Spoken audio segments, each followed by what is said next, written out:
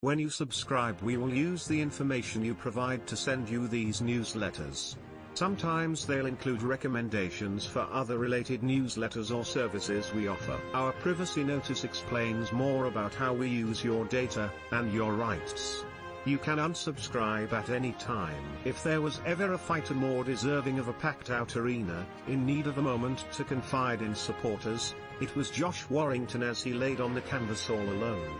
This potential banana skin against Mauricio Lara soon turned into a living nightmare, as the Leeds Warrior struggled to recover from a devastating knockdown in the fourth round that left his pristine record hanging by a thread. After 16 months of inactivity, his misfortune, 2 collapsed fights with Kinshu, was savagely punished by his Mexican opponent, who executed a monumental 12-1 upset.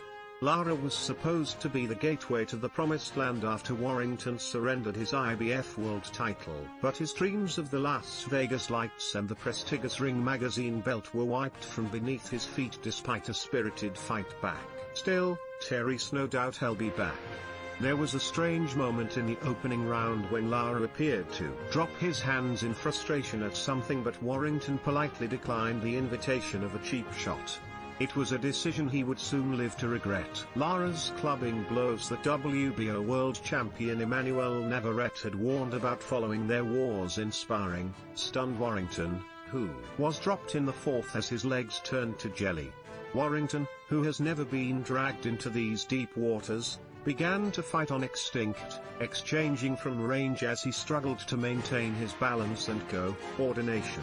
In truth, referee Howard Foster could have called a halt to the proceedings as Warrington was handed a get-out-of-jail card, which he struggled to keep between his fingers as he smothered Lara in an act of desperation. Slowly but surely, he began to grow stronger in the mind and legs, but this enthralling contest, which by this point was just 5 rounds deep, was far from over. Besides the noise and belief from Lara's corner, the silent SSE arena was sorely missing the injection of support from Warrington's Leeds army, who by this point must have been fearing the worst. But the 30-year-old dug deep and found some stability, as he began to trade and have some success of his own in rounds 7 and 8. Even then, Lara continued to eat up Warrington's shots, and it soon became clear that he felt he could close the show. A swinging left hook sent Warrington staggering backwards in the 9th, and a flurry of punches soon followed as the undefeated Yorkshire star tumbled to the canvas. This fight was done.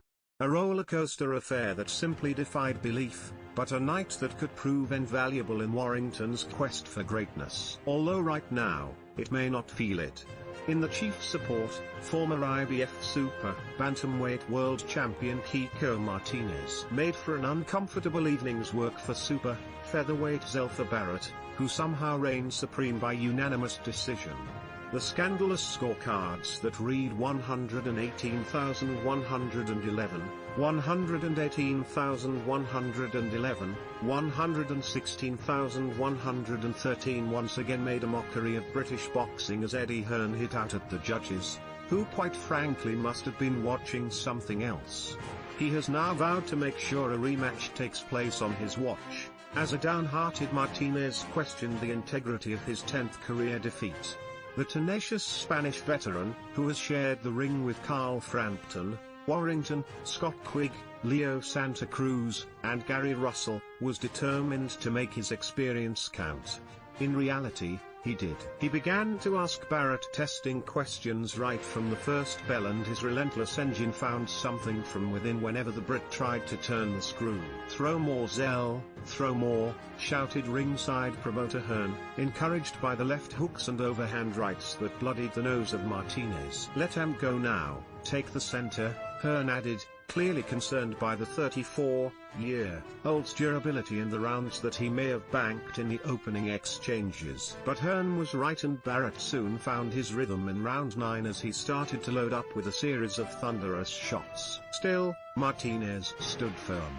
A nod to Hearn as the 27-year-old returned to his corner, and trainer, former British boxer, Pat Barrett, a sign of his joy, shortly after the pair had exchanged after the bell. If anyone had done enough to win this fight, It was Martinez and Barrett must learn a valuable lesson after he was let off the hook, although there were promising elements to his performance. Lethal by name, lethal by nature, Lee Wood is the new British featherweight champion after his devastating knockout of Rhys Mould. Ben Davinson's man weathered an early storm as Mould landed flush on his chin and had joy to the body, but Wood grew in confidence with every round that went by. He had Mould down on the canvas twice, with a peach of a left hook inflicting the damage second time around, and it looked like the 26-year-old wouldn't recover. But he was up to defy the odds, albeit gingerly, on his feet to beat the count before being pressed against the ropes, as a barrage of punches saw Mould's night end in merciless fashion. The silence at ringside was deafening, but thankfully Mould soon regained consciousness to accept defeat and congratulate his opposite number.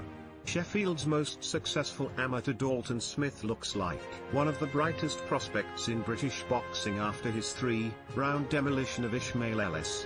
The light welterweight inflicted severe punishment on the Brummie, whose corner made a sensible and well-timed decision to pull him out of the fight before he suffered further damage. There were also wins for Dave Coldwell's Hoppy Price and Ricky Hatton's Ibrahim Nadim against Daniel Mendoza and Johnny Phillips respectively.